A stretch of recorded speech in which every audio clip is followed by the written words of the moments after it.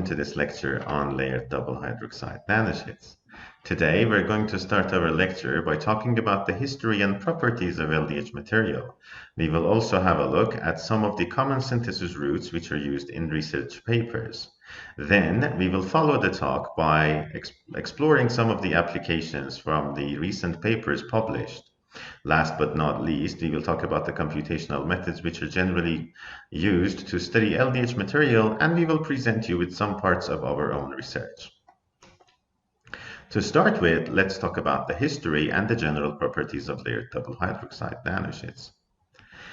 These materials were first found in 1842 and they were discovered in Sweden. Once they were discovered, they were given the name hydrotalacid. The reason for this name was that they were talc-like material with some water molecules inside them. In 1915, Menes published the exact formula for the first time, but it was not until 1942 that Mr. Feitnecht published a series of papers and called these material layered, in fact, double sheet structures.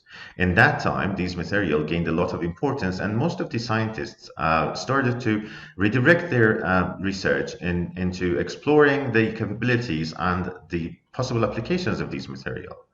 However, at first, they were thinking that these material are layers of one metallic hydroxide intercalating another metallic hydroxide, which was disapproved by the work of Allman and Taylor, who studied the single cluster X-ray diffraction of these material and found that both cations were actually sitting in the same layer. If you have a look at the picture of the LDH material which is presented in this page, you can see that interlamellar space is filled with water molecules and some anionic species. The reason is that by the change between the divalent and the trivalent cations, in fact by the replacement of the divalent cations inside the rosette-like structures of every sheet, there is a positive charge which is added to the layer. To compensate for this charge, anionic species enter the interlamellar space, and there comes one of the greatest properties of LDH material, which is the host-guest chemistry.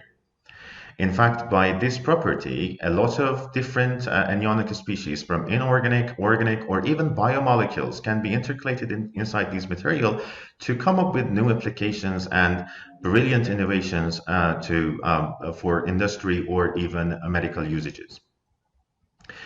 We have to be careful about the kinds of interactions that are found between the anionic species and also the sheets, because these layers, each one of them have a kind of positive charge. There are some kinds of weak forces between the anionic species and the layer. These kinds of boundings or in fact forces are just in the form of Coulomb forces, or sometimes it is the hydrogen bonding which is found between the hydroxyl groups of the sheet and the electronegative atom which is found in the anionic species. The anionic species usually act like in a way that they have the most interaction with the sheet so that they will find themselves at the lowest energy levels. To discuss about the structure of layered double hydroxides, it is better to know the forms, in fact the polymorphic forms that they are found in the nature. They're usually found in two different forms, the hexagonal and rhombohedral form, which the latter one is the one which is most naturally encountered. In the rhombohedral form, the lattice parameter C is equal to 3 times the interlamellar space, while the same value is equal twice the interlamellar space for the hexagonal one. The generic formula and all those cations which you can use, the divalent cations and the trivalent cations which you can use to synthesize LDH material, are presented here. It is very much important to keep the value, in fact the ratio between the divalent and the trivalent cations between 2:1 to 4:1, because once you go beyond or you fall lower than this amount, you may face some impurity in your phase. For example, if you're just synthesizing magnesium aluminium layered double hydroxide and you go beyond that, you will have some aluminium hydroxide precipitated, and if you go below, you will see that MgOH is in fact magnesium hydroxide is being produced, and there will be inappropriate, in fact unwanted, undesirable impurities in your structure.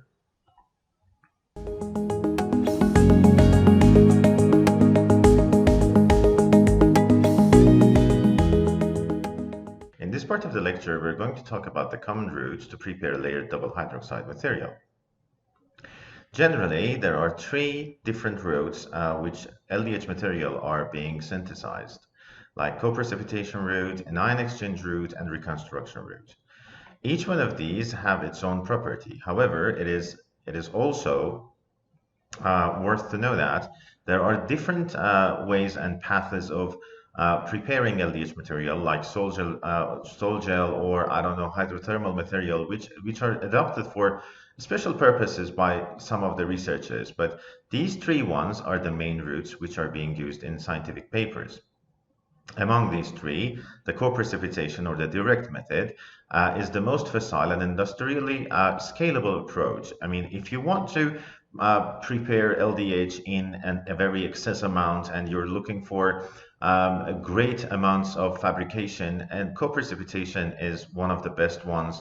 And it also gives you the ability to use many anionic species like inorganic compounds, organic compounds, or even biomolecules inside your interlamellar space.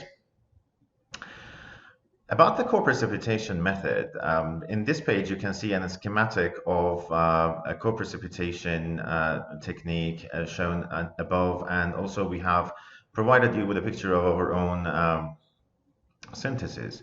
You can both do it under inert atmosphere or just in the air. However, if you're not looking for carbonate anions to get inside the interlamellar space, it is better to do that under the inert atmosphere. Totally, in this method, there are two ways to do this method basically, but most of the time you prepare a solution of your divalent and trivalent metallic cations, and you slowly add the anionic species which you target to put that in the interlamellar space, just dropwise to that solution. There is also one stage that you have to raise the pH of the solution, which happens by addition of alkali solution or just by the urea hydrolysis. If you're looking for better, let's say, crystalline structure, it is better to use the urea hydrolysis rather than adding the alkali. There is also a low supersaturation method of doing this, in which this time you're just adding the divalent and trivalent solution dropwise to a solution which you have your targeted anionic species in that. After the stage that you raise your pH and keep it constant at the level that corresponds to the phase that you're looking for synthesizing, there is a stage of heat treatment. Actually, we call that the aging stage. Aging stage is crucial in order to give some time and the needed energy for the LDH structure to get the crystalline phase that you are targeting and you're desiring for the specific usage that you, or the application that you're looking forward. It is pretty much important to pay attention to the pH level and the phase that you want to synthesize your LDH in that phase.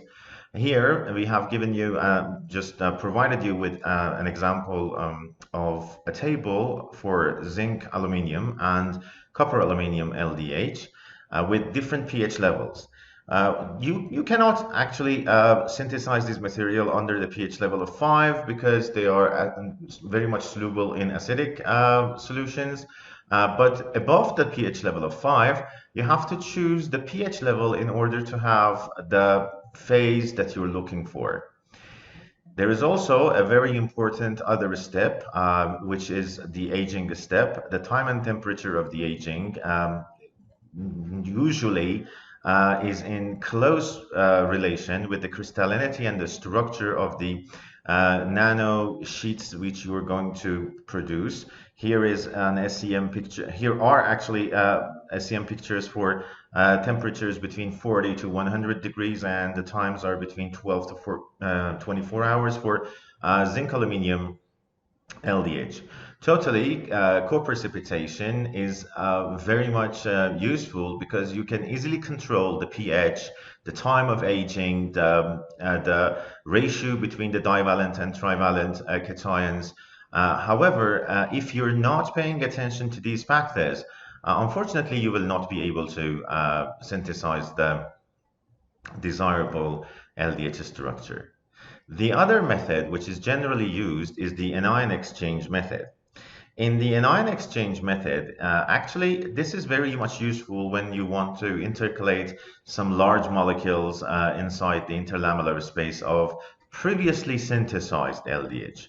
So in fact, there is an LDH structure which previously was prepared by co-precipitation method, and this time you're just adding this LDH to a solution of the targeted anionic species, which is in very excessive levels in that solution. Then by steering that thing and LDH in that solution, you allow the new anionic, in fact, the species to replace the old one. For doing so, it is better to choose very simple and single, single charge anionic species in the very beginning stage of precipitation, like chlorine, or you can go for nitrate anionic species, so that it is easier for you to replace the new anionic species with the older one. It is also this reaction is also very much preferred if you do it at higher temperatures. Higher temperatures usually allow a better anion exchange process, and it'll give you a better solution. Also, you have to be again careful about the pH level of your actually solution, and you cannot go below level pH level 4, because then your LDH will be just destructed. The last method is the reconstruction method, or the memory effect method. Actually, this is based on one great property that LDH possesses. LDH structures usually tend to reconstruct themselves if they are rehydrated after a stage of calcination. So again, basically we have our LDH constructed by co-precipitation, but this time we have a calcination step. The calcination step, the time of the calcination and the temperature of the calcination are very important. Usually you cannot go above levels for like 400 or 500 degrees, because in that case your LDH will turn into an spinel structure, and that spinel structure will not reconstruct your LDH again. So we usually do the calcination stage between 400 to 500 degrees, and usually the minimum time for calcination used in papers are between 3 hours to the maximum level of like 24 hours, but a moderate time like 4 or 5 hours of 400 degrees, 300 degrees would do the job for you. Once the LDH is calcinated, the sheets and the hydroxyl groups will turn into metal oxides, and those metal oxides, if they're put back into the solution that has the new actually anionic species that you're targeting to put in the interlamellar space, will reconstruct your structure of the LDH and give back the structure with the new anionic species that you desire and you want for the purpose of whatever that you're trying to do. Between these three, if we wanted to compare them, it is actually a very acceptable way to go to choose an anion exchange route if you're looking for intercalating large size anions. However, you can do the same thing with co-precipitation at the very first step as well. But usually this is the trend that we go for an anion exchange for intercalating large molecules. However, co-precipitation is a little bit better than the others because it gives very high yields of product, and it is very much easy for us to do continuous and non-stop production and to fabricate large amounts of LDH at the same time. It is also very much easy to control different parts of the process and different factors affecting the process, like the divalent and the trivalent cation ratios, or the pH level, or the aging time and aging temperature of the reaction. So it is pretty much controllable for us. The reconstruction method, however, gives a poor crystallized and partially intercalated LDH, and that's due to some destruction which happens in the calcination process. And to that, sometimes some of these species, which anionic species, stay in the original LDH, and once it is again reconstructed or partially reconstructed, because it was partially destructed originally, so there is a little bit of impurities in this method. However, again, I have to note that there are other techniques and methods which are used to prepare LDH. You can even prepare LDH with sol gel or hydrothermal or any other way which we can make, in fact, two-dimensional or three-dimensional layered structures. It is possible to use it for preparation of LDH. But if you're looking for a high yield and, in fact, high amounts of product, then co-precipitation is the way that you have to adapt. In the next part, we're going to talk about the synthesis of layered double hydroxide nanosheets.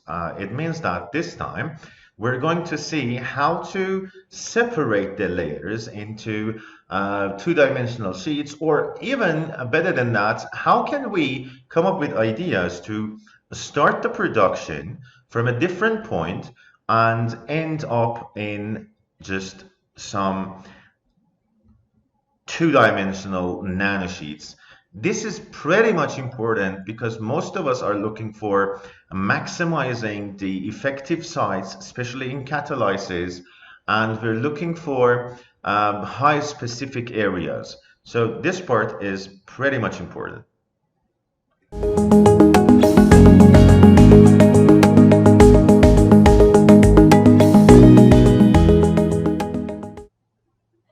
Well, here we're actually targeting to get a two-dimensional or a single or at least few layered LDH structure. Scientists have came up with a lot of innovative ideas about these, but they can also all be categorized into two techniques. One of them is called the delamination or exfoliation, otherwise known as top-down technique, and the other one is the bottom-up or controlled nucleation technique.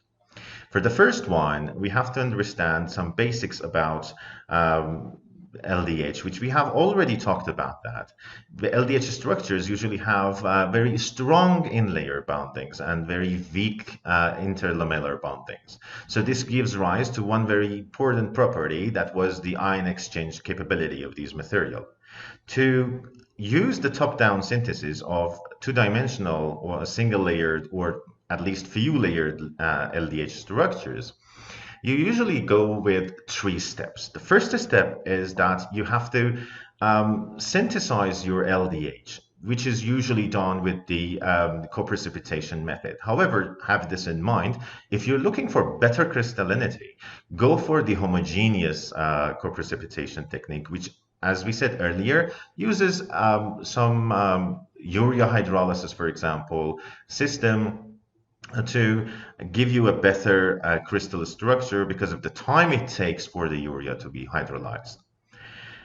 Once you have your LDH, comes the part which you have to change the anions, counter anions in the interlamellar space. Here we usually use bulky organic structures because once they are intercalated, the space between layers is going to be much more than the pristine LDH. After this step, usually a polar solvent is used to separate the layers and give you single-layered or at least few-layered LDH structures. However, scientists have also came up with a second way of creating and preparing LDH with single layers or at least few layers, which we called that the controlled nucleation. This technique is based on that we are not allowing a lot of precursors to be together, and we're not allowing LDH a great space to grow into bulky, multi-layered structures. To do so, the co-precipitation system is usually introduced into an oil phase with some substance like dodecyl sulfate as the surfactant, and maybe a solvent like 1-butanol as the co-surfactant of the system.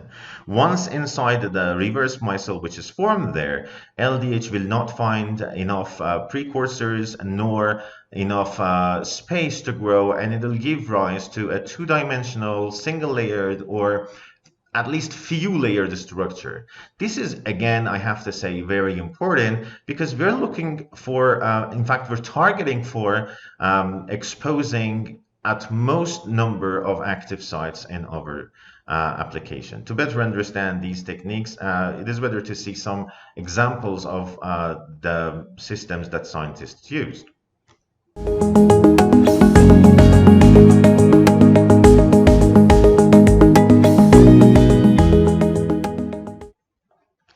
The very first report on the lamination of LDH structure was given by Dachi Pagano and his co-workers in 1999.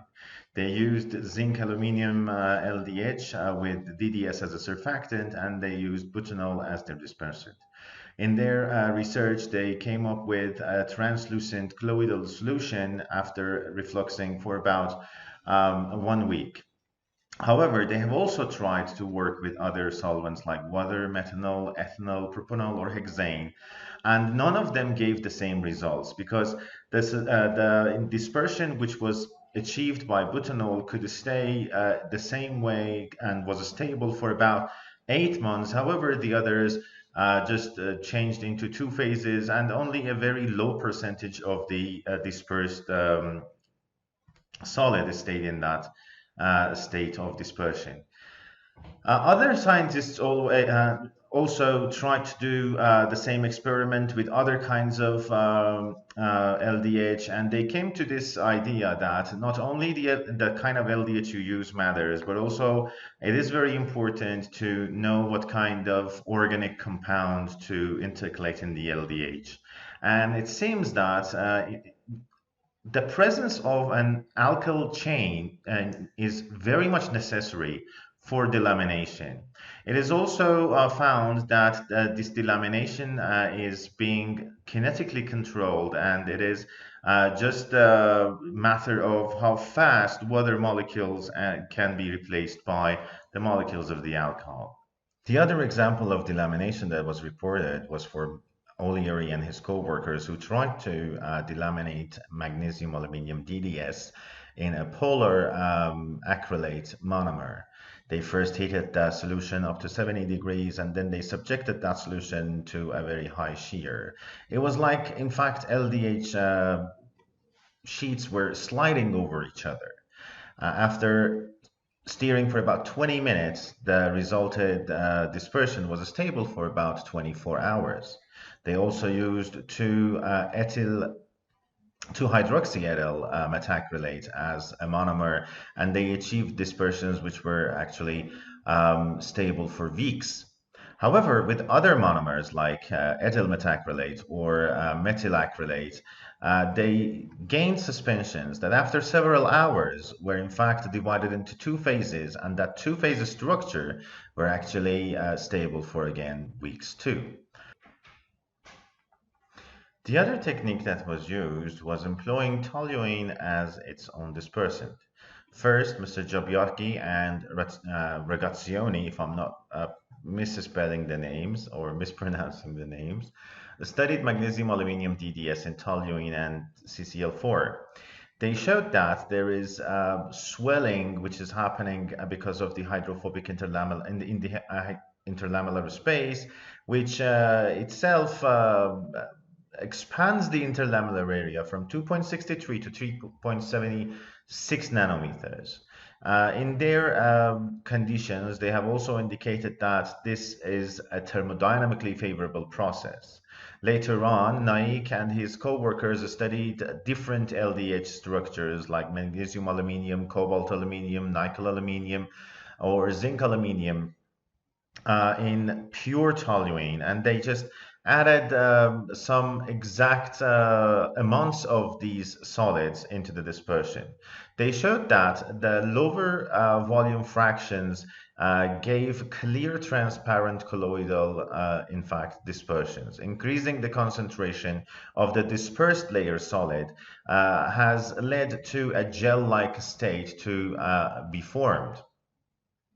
However, after weeks, this clear dilute dispersion again was separated into two phases, a clear region and a gel-like region. So they indicated that the gel form is the preferred state of dispersion. The other example of delamination, which is very much interesting for those people who are interested in green chemistry, was delamination in water. This was first done by Mr. Rivino and his co-workers who worked on magnesium aluminum lactate, and they tried to disperse this magnesium aluminum lactate and delaminate it in water. They just proposed a very facile one-pot synthesis, which was really environmental friendly because they have used no other, in fact, organic solvents other than water. Just the only solvent they used to synthesize, to wash, and even to delaminate was water. So it was really environmental friendly. They used, in fact, a co-precipitation method, and they intercalated the lactate inside in their synthesis using more than 20 folds of the lactate which was actually needed. Later on, Manohara and his co-workers also studied nickel aluminium formate, and they found out that this delamination happens because the formate ion grows its hydration sphere inside the interlamellar space, which eventually leads to the exfoliation. They suggested that the interaction of an ion with high enthalpy of hydration could present a new strategy. However, this also gives us a problem to solve, and that's that even though this is a green alternative to the traditional effective exfoliations with the use of organic materials, organic solvents, one has to first find a way for compensating the enthalpy loss. And to overcome this problem, then to go for such a method. Well, these are not the only delamination techniques which are developed until now, and there are many other ways and techniques that scientists and researchers, based on their own study or research, have already come up with. But I think these four examples vividly show that delamination is not a very much complicated process. On the other hand, scientists try to use controlled nucleation or a bottom-up method as well. As we have discussed it before, this is like confining the environment for LDH to grow, or just limiting the supplies and the precursors that it can use. For the first time in 2005, Hu and his co-workers just proposed a one-step synthesis of monolayered magnesium aluminum LDH, which actually was the first microemulsion method to be used. They introduced the aqueous co-precipitation technique into an oil phase with DDS as the surfactant and 1-butanol as their co-surfactant. In fact, the nice part of the technique is that you can somehow alter the size and the number of layers that you want by just adjusting the level and the ratio of water to the surfactant, because that time you will have limited in fact, reverse micelles, which will limit the size and the number of layers which are possible to be synthesized. This method has recently been expanded to the synthesis of other layered double hydroxides like nickel aluminium or cobalt aluminium, and they have also used other microemulsion systems other than the one which was used originally, and they used N-butanol or isoctane or other in fact, cations with aluminium trivalent cation. to synthesize the LDH. However, any of these methods that you want to use, you'd better first see which one best serves to your interest and which one will satisfy your needs. So delamination and controlled nucleation both can serve you in their own way. If you need more, in fact, control on the size, well, controlled nucleation is better. But if you're just after partial or, in fact, a little bit less than total delamination and it will do fine, then adopt one of the delamination techniques which were told before. In this part, we will talk about the applications for layered double hydroxide nanosheets. However, there is a wide range of applications for these material, and they can be used in energy systems like preparing batteries or super capacitors, environmental issues, medical issues. They can be used as very effective catalysts or even photocatalysts. They are used in cosmetics industry, in photoluminescence, as adsorbents for water purification, and many other techniques are employing two-dimensional or three-dimensional structures of LDH systems. It is also a very just recent trend that they're preparing hybrid material using these structures by sometimes just dispersing, sometimes by adding other two-dimensional or structures, or just by using some organic material, grafting them inside these intercalations with different, in fact, molecules can give rise to different properties which are suitable for different applications. To know more about these applications, because there is a very wide range of applications, we've just tried to talk about some of the recent and interesting ones in a very limited number of fields, because we have a lack of time, and this LDH thing is a very big world to discover.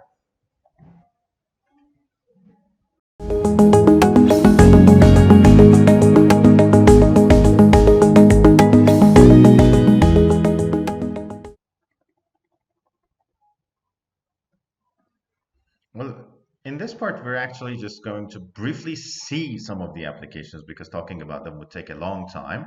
The first one is from Chemical Engineering Journal, which was published in 2020. We've chosen this one and the next one based on that. They have made hybrid material with MXenes, which are another class of clay material with very interesting properties. They have, in fact, made a kind of nanocomposite, which is very much useful in enhancing water oxidation catalysis, and they were using some cobalt nickel LDH, which was synthesized using the co-precipitation method.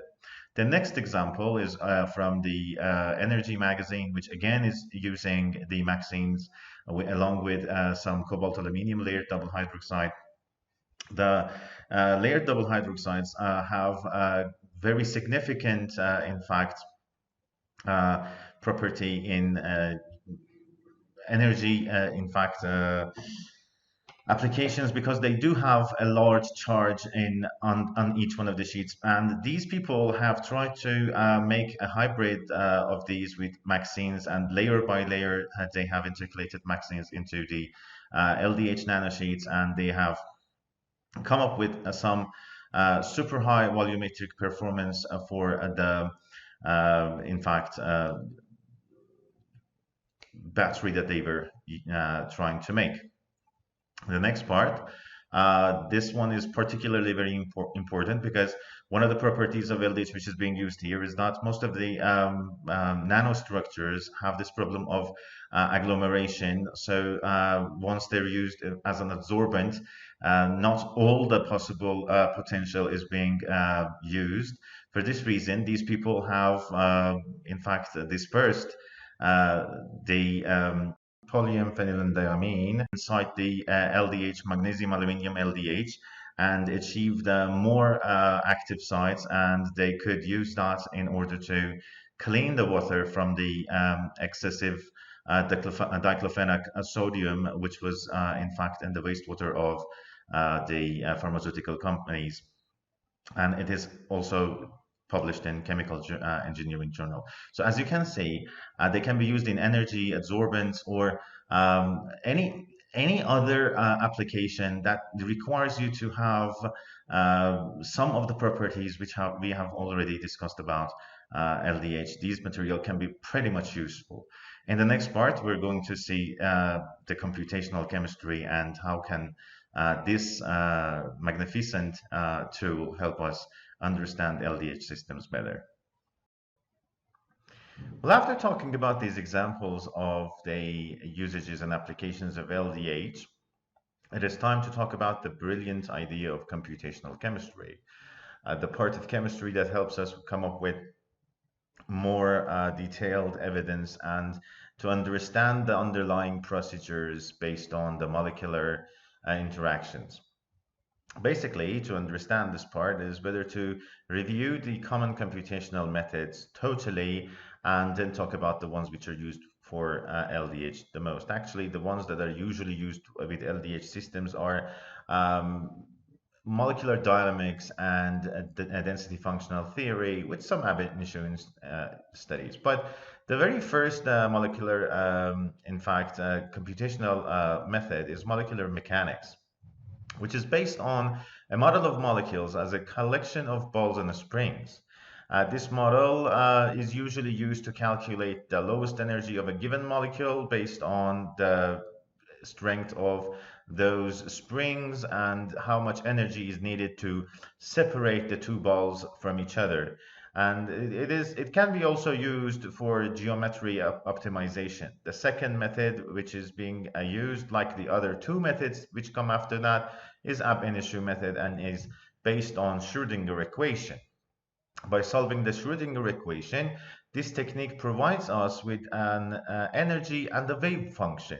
We can say that how polar a molecule is, or which part would be attracted or attacked by electrophilic or nucleophilic particles, and stuff like these are all possible with ab initio calculations. However, ab initio calculations are super difficult to be done on big structures like LDH intercalated structures, and we usually need to use some approximations to make the calculations easier.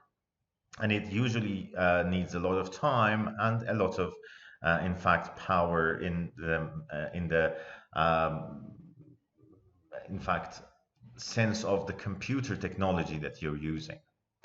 The next method, which is commonly used, is semi-empirical calculation, which is basically, as the name suggests, is somehow dependent on some empirical studies, and some of the parameters which are borrowed from the experiments are put instead of those approximations.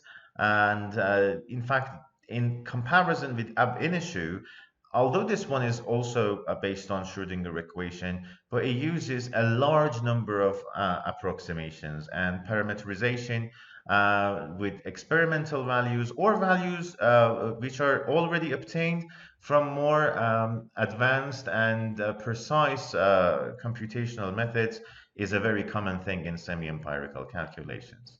The next part is the density functional theory, which there is no wave function anymore.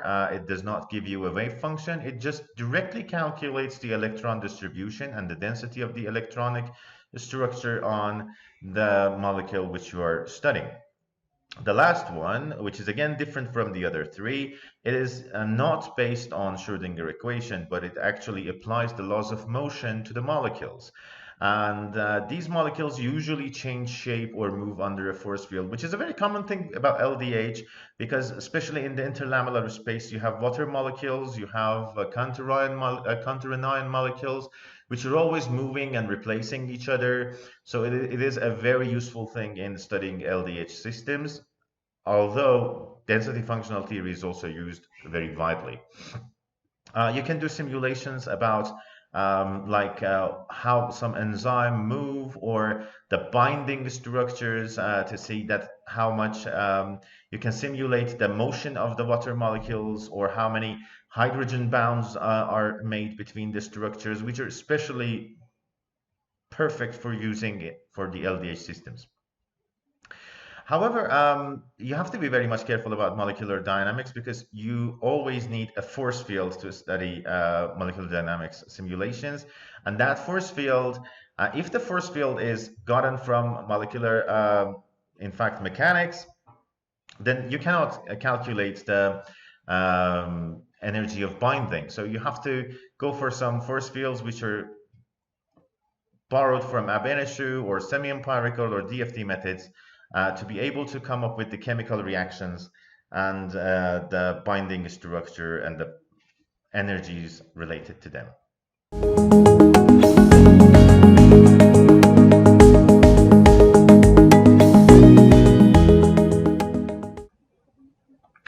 To better understand the way that molecular dynamics can help us with LDH studies, we're going to see one example paper which was published in Scientific Reports by Mr. Sukarno. Actually, they targeted to understand whether using LDH, because of its very great importance in biomedical applications, since it has a large surface area and a large, in fact, amount of charge on each sheet, and it is told that LDH materials are really biocompatible, can have a side effect in intercellular or intracellular medium or not, because intercellular and intracellular medium contains a lot of anions which can intercalate and stay stable in an stable condition inside the LDH, and this itself in turn can somehow make problems for intercellular or intracellular procedures. So given the conditions which you can see here, they have performed molecular dynamics and steered molecular dynamics to understand some of these properties. They used aspartic acid anion and glutamic acid anion along with bicarbonate ions as the counter anions, which you can see the pictures here. The red in fact, balls show the oxygen atoms, purples are nitrogen, cyans are carbon, and white ones are hydrogen. They've done molecular dynamic studies to understand the number of hydrogen bonds between one single layer of LDH and these anions. Actually, to understand whether there is a hydrogen bond or not, they have taken into account that if one of these anions were approximately 3 angstrom away from the LDH with a degree less than 20 degrees, then they counted that as a hydrogen bond. As the picture shows, the aspartic, glutamic, and bicarbonate form a number of hydrogen bonds. You can see that the average number for hydrogen bonding for bicarbonate is 1.28, glutamic 1.98, and aspartic 2.48. In fact, aspartic acid formed 2 to 4, as you can see in the picture, hydrogen bonds with the LDH structure, while glutamic in fact acid anion was making between 2 to 3 and bicarbonate 1 to 2 hydrogen bonds in different sites. They've also done molecular dynamics to see how these bonds are formed. As we expected, the counter anion tries to, and we've also told this before, that counter anion will sit on the sheet in a way to get the most number of possible in fact hydrogen bonds, which is a little bit difficult for glutamic acid, because glutamic acid has a bigger chain rather in comparison with aspartic acid. So aspartic acid usually formed 4 hydrogen bonds, but binding of glutamic acid was in fact not as much as aspartic acid. Sometimes it was just like 4 bonds and sometimes it was 3 bonds. which picture A shows the aspartic acid and the hydrogen bonds that it makes, while B and C show the pictures for glutamic acid and 3 or 4 hydrogen bonds that it can make with the LDH structure. In all cases, the binding points form triangles, in fact, obtuse triangles and rhomboses on LDH structures, which are again seen in picture E. Picture D shows the 3 hydrogen bonds made by, in fact, the oxygen atoms on bicarbonate, and they form usually an equatorial triangle, which are shown with the yellow, in fact, color on pictures. Chloride anions were also studied, and they showed they usually reside on metal atoms, forming a tetrahedron with hydrogen atom of LDH. In this part, you can see the results for SMD, steered molecular dynamics, which was used actually to understand the energy of the bindings. The authors assumed that if they can calculate the energy needed to separate one of these anions from the LDH sheet, they are in fact calculating the energy needed to form this binding.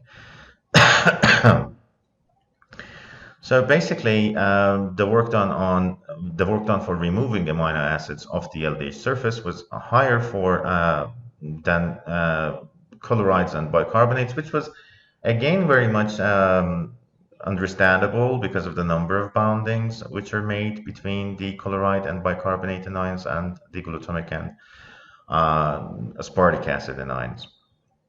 The resulted energies are given in this table in the picture, but this also meant something, and it was that if there is a higher level of energy needed for removing these anions from the LDH surface, then it can give rise to this understanding that there is a possibility of disturbing the ionic balance of the cellular medium, which is filled with these material.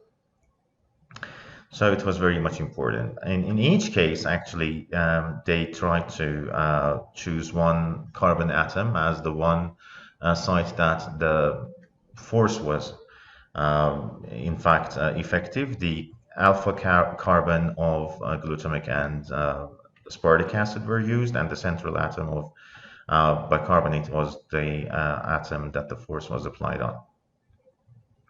They've also found out that LDH is pretty much capable of forming multi-layers of anions on itself, which these multi-layers are actually made by some hydrogen bonding between different layers of glutamic or aspartic acids anions. This also this also have given rise to one understanding, and it was that although not in the bulk ionic, like bulk anionic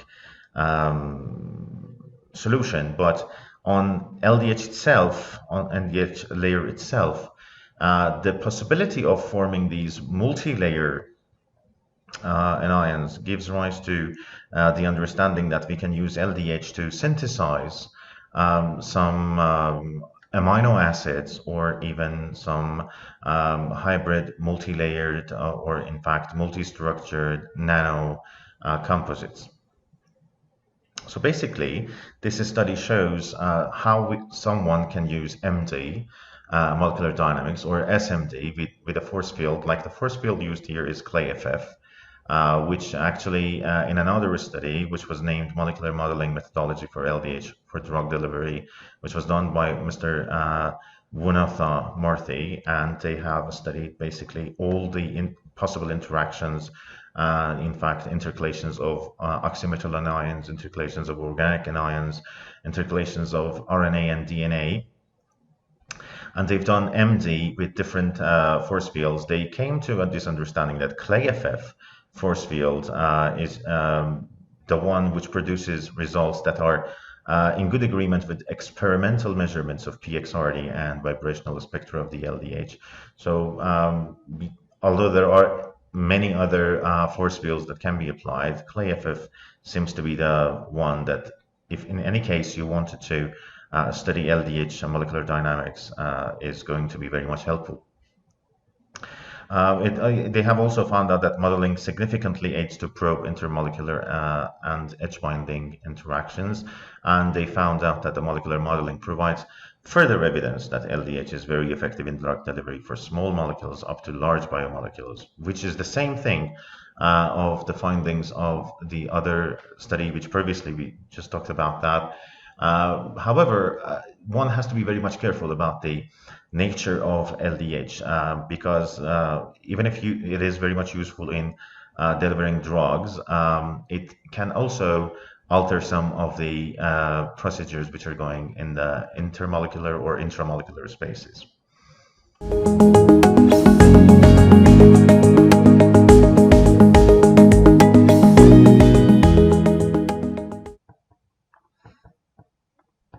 In this final part, we're going to briefly talk about our own project. The goals of our project is to come up with new hybrid material based on LDH. So to achieve this, we've chosen to make and trimetallic LDH with different combinations of atoms like nickel, cobalt, aluminium, and magnesium. And we've all been using some co-precipitation along with ion exchange methods. To make the hybrid material, we've also synthesized some metal organic frameworks based on copper, KCC1, which is very interesting nowadays, and a lot of interest is redirected towards the applications of KCC1 in different industries, especially the medical applications, and graphene oxide, which is used usually in the partially reduced form and is very well known for adding to the surface area.